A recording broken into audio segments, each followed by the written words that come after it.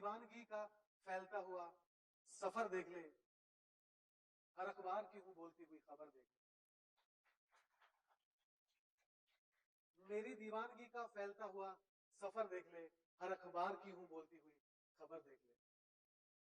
आज इस शहर में है उसका भी अपना घर, जिसे तूने किया था दर बदर देख ले।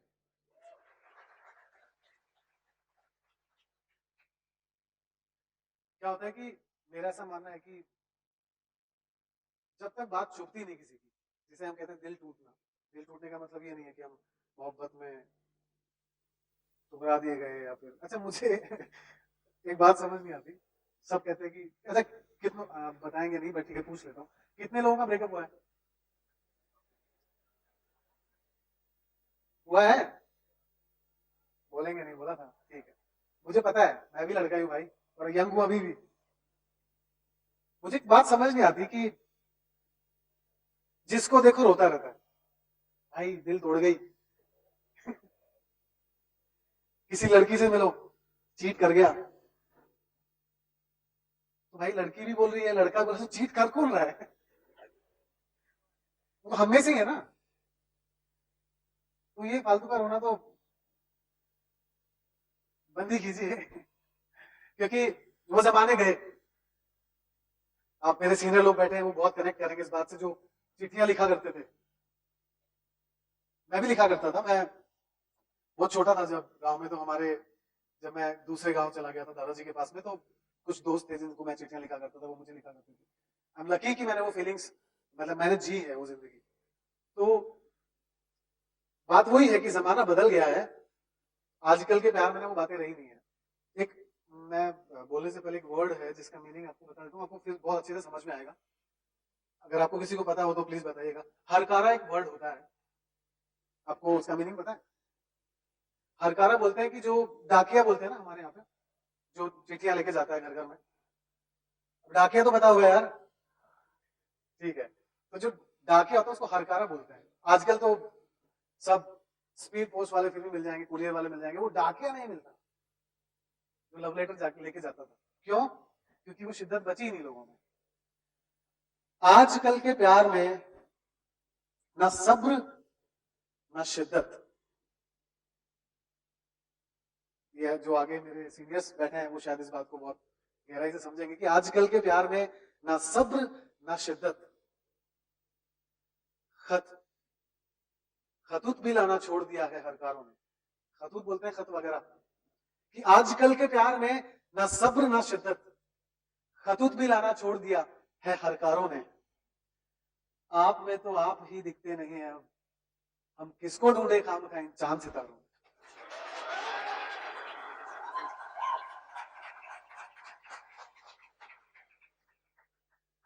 बट ये जो मैं, ये बात मैंने क्यों बोली, क्योंकि मैं आता हूं उससे पहले वाली बात पे, कि मैंने ऐसा क्यों बोला कि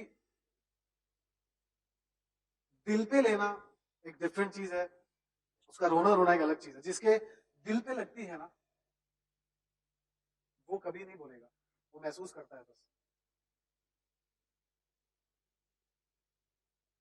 आप इस बात से सहमत हैं?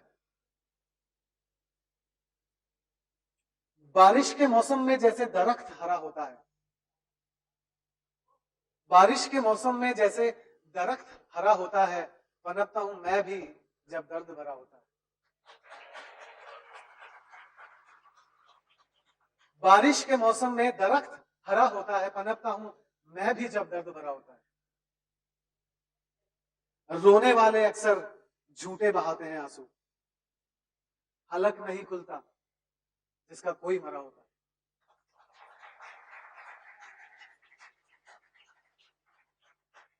तो जब किसी की बात जब दिल पे लगती है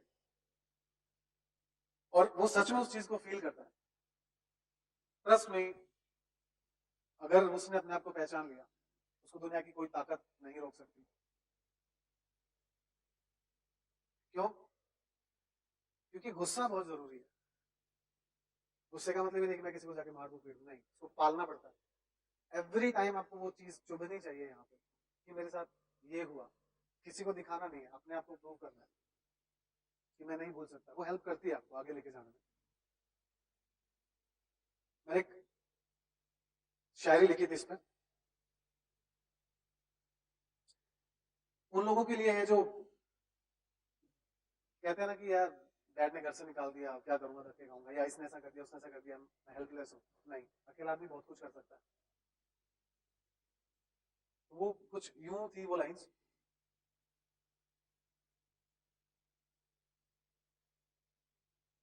अपनी वफाओं से मुकर जाना था,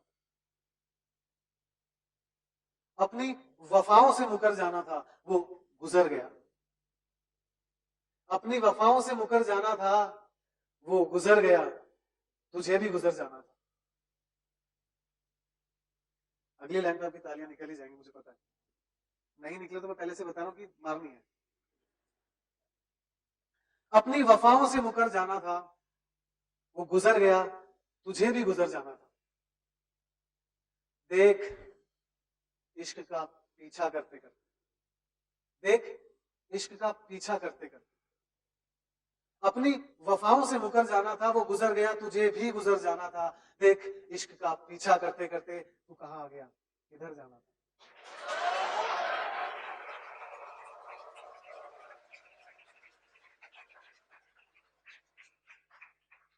अगली लाइन में आपको वो बात समझ में आएगी मैं क्यों बोल रहा था। मुकद्दर बना लिया है टूटे दिल वालों ने,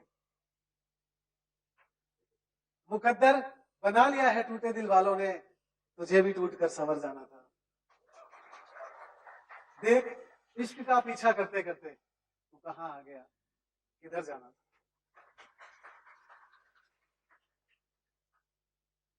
अच्छा, मुझे आप लोगों से बात करके ना इतना मजा आ रहा है, मुझे नहीं पता कितना टाइम हो गया है, तो आप चाहें तो मुझे इशारा कर सकते हैं उतरने के लिए, क्योंकि हमारे साथ यही प्रॉब्लम है कि हमको टाइम लिमिट जब दी जाती है, तो मैं पहले ही पूछा था, मैंने कहा कितना टाइम है मेरे पास, तो उन्होंने बोला कि 18 मिनट सर। मैंने कहा मैक्सिमम बोलो, तो उसे नहीं पता, तो उनको भी कहा था कि मुझे रोक देना, बट ठीक है आगे बढ़ते हैं। अब बात आती है आपके फेवरेट गाने की, हंसी। तो आप मेरे साथ में गाएंगे।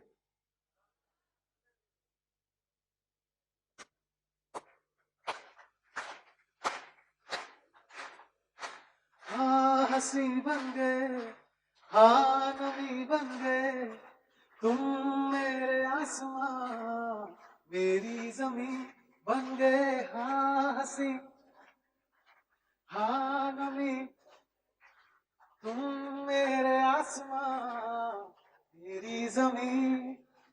हाँ देना, देना।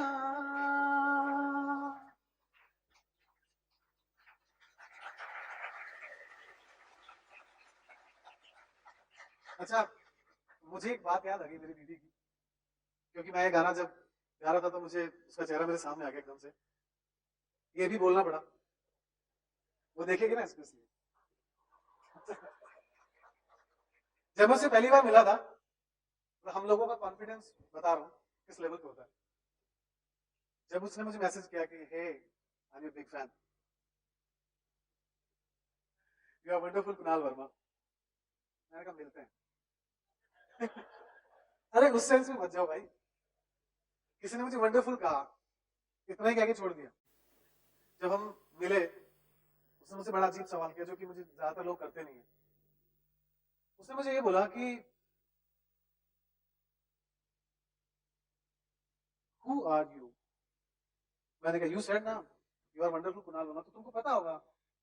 बोले नहीं, ये तो वो है जो सबके सामने है, मुझे वो जानना है जो ये सब लिखता है, क्योंकि तुम्हारे कपड़े देख के नहीं लगता, क्योंकि ये तो मुझे पहना दिया गया वो मेरे भाई साहब भाई, तो साथ में उन्होंने बोला कि भाई टेडेक्स में जा रहा हूँ, थोड़ा सा अच्छे से बन के जाना, तो ये सारा उनकी मेहरबानी है, वरना मैं थोड़ा सा स्टाइलिश रहता हूँ, ऐसा मुझे लगता है।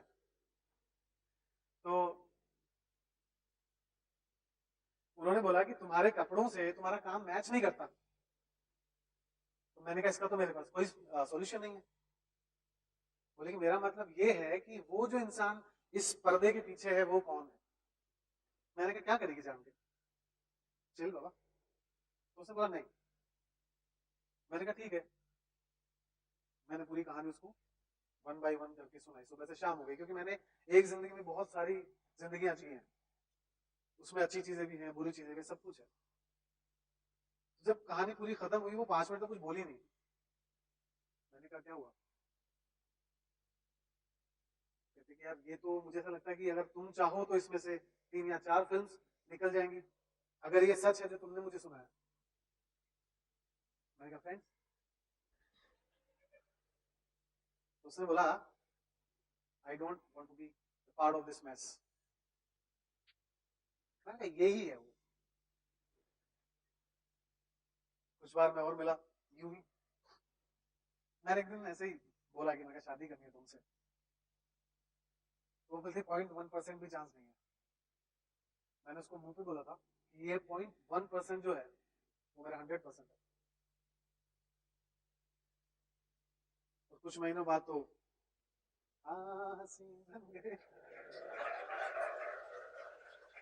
अरे वो नहीं, ये वरमाला बोल रहा था भाई।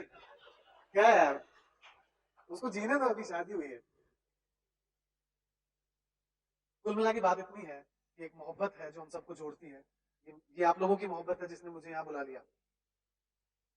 ये बहुत लोगों की मोहब्बत है कि मैं यहाँ खड़ा हूँ, क्योंकि मेरा मानना ऐसा है कि मोहब्बत में इतनी ताकत होती है कि एक छोटे से गांव के फोटोकॉपियर को उठा के इंडिया का टॉप लेसेस बना देती है।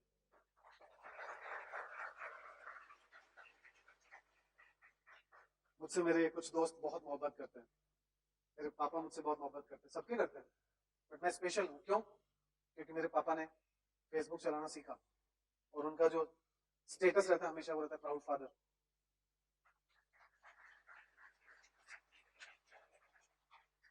वो मुझे हमेशा, जब भी हम बैठते हैं, वो पता नहीं क्यों मुझे मतलब एक स्टार समझते हैं, क्योंकि मेरे लिए वो लोग सुपरस्टार है जिन्होंने मुझे बनाया। बट मेरे फादर भी, मतलब होता है ना कि मैं जब भी घर जाता हूँ तो वो ऐसे फील डरते हुए आते हैं, एक बात बता कैसे। मैंने कहा कैसे क्या? बोले कभी बताएगा जिंदगी में कि तूने किया कैसे? मैंने कहा पापा, अगर मैं ये बता देता तो फिर आप होते ना यहाँ पे। तो सबसे बड़ी खुशी मेरे लिए वही लोग हैं जो मुझसे बहुत प्यार करते हैं, जिनसे मैं बहुत प्यार करता हूँ। आप भी उन लोगों को भी, जैसे कि मैं आपको बोल रहा था कि कुछ लोग हमने खो दिए, कुछ लोग मिलेंगे। ट्रस्ट नहीं, जो आपसे सच्ची मोहब्बत करता है वो बिछड़ जरूर जाता है पर मिलेगा जरूर। तो ये आप सोचना बंद कर दीजिए कि ये चला गया या ये खो दूंगा, कुछ नहीं खोता इंसान। आते हैं पलट के लोग, मैंने भी देखा है, क्योंकि गलतियां तो सब करते हैं, गलतियों ने तो बनाया है। क्योंकि मेरा मानना है कि गलत वो मेरे लिए कभी गलत हो ही नहीं सकता जो मैंने खुद करके ना देखा हो। तो मोहब्बत बांटते रहिए, खुश रहिए, मेरे गाने सुनते रहिए, मेरी स्ट्रीमिंग बढ़ाते रहिए। अगर ऐसा ही रहा तो अगली बार शायद नंबर 1 पे आ जाऊंगा, आप लोगों का प्यार बना रहा। तो जाते जाते मैं आपको मेरी दिल के बहुत करीब, क्योंकि वक्त कम है और मैंने उधर देखा भी नहीं, मुझे पता था वो ऐसे करेंगे, तो मैंने कहा छोड़ दो, देखो ही मत। मैं एक बार, जैसा कि मैंने बोला आपको कि मुझे हर चीज बड़ी गहराई से फील होती है, इसीलिए शायद मैं लिख पाता हूँ। एक बार मैं, ये मेरा लास्ट पोइट्री है ना, तो बैठे रहना प्लीज। एक बार मैं ऐसे ही बालकनी में खड़ा हुआ था, तो एक पेपर सा उड़ के बालकनी में आया। ये आप, मैं इसलिए समझा रहा हूँ ताकि आपको पूरी कहानी समझ में आए कि मैंने क्यों लिखा। मुझे ये पता नहीं मैं आपको क्यों बता रहा हूँ, बट हाँ मुझे अच्छा लगता है। मैं चाहता हूँ कि ये लोगों तक पहुंचे, क्योंकि मेरा क्रिएशन जो मैंने बहुत पहले किया था। तो मैं बालकनी में खड़ा था, एक खाली पेपर मेरे पास उड़ के आया, मैंने उसको उठाया, वो थोड़ा सा भीगा भीगा सा था। ये आप पूरी पोइट्री में याद रखना कि मैंने ये शब्द बोला था कि वो थोड़ा सा भीगा भीगा था, थोड़ा सा उस पर काले काले से स्पॉट्स। मैंने पेपर उठाया और जब मैंने उसको देखा तो मुझे लगा कि यार ये तो किसी का प्रेम पत्र है। अगर ये किसी का लव लेटर है तो इसमें लिखा क्या है? ये तो खाली है। तो मैंने उस पर, जब मैं उसको देख रहा था तो मेरे दिमाग में जो भी ख्याल आया मैंने उसको पेपर को उतार दिया कि चंद कतरे हैं अश्क के और कोरा है फकत है, खाली है, सिर्फ कुछ आंसुओं की बूंदें हैं, गीला था वो, जैसा कि मैंने बताया कि चंद कतरे हैं अश्क के और पूरा फकत है। मैं जानता हूं ये उसी का खत है।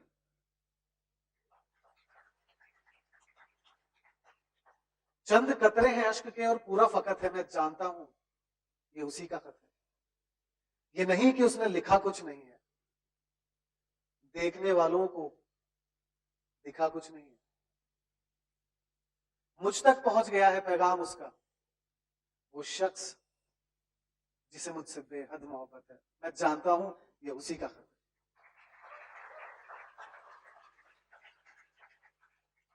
अब कहानी और आगे बढ़ती है कि वो गीला क्यों था, वो स्पॉट्स क्या थे, कि नमकीन अश्क उसके ये कहने को गिरे होंगे। नमकीन की बात से नमकीन अश्क उसके ये कहने को गिरे होंगे, कुछ ख्वाब टूट करके आंखों से बहे होंगे। हर बूंद में थी जैसे वस्ल की हसरतें। वस्ल मतलब होता है किसी से मिलने के लिए तड़पना। कि नमकीन अश्क उसके ये कहने को गिरे होंगे, कुछ ख्वाब टूटकर आंखों से बहे होंगे। हर बूंद में थी जैसे वस्ल की हसरतें। मैं ही समझता हूं जो अश्कों की लिखावट है। मैं जानता हूं ये उसी का खत है। अब आते हैं कि वो ब्लैक स्पॉट्स क्या थे। कि अश्कों के साये में काजल भी आया है। अश्कों के साये में काजल भी आया है, ये वफादार किसका संदेशा लाया है। अश्कों के साये में काजल भी आया है, ये वफादार किसका संदेशा लाया है। श्रृंगार करना जिसने ये कहकर छोड़ दिया कि तेरे बिना संवरने की मुझे कहां जरूरत है। मैं जानता हूं ये उसी का खत है। तो थैंक यू सो मच। मैं आपका ज्यादा वक्त नहीं लूंगा। आई होप कि आपको मुझसे मिलकर बहुत खुशी हुई होगी। मुझे आपसे मिलकर बहुत खुशी हुई। And thank you so much for inviting me here. Thank you guys.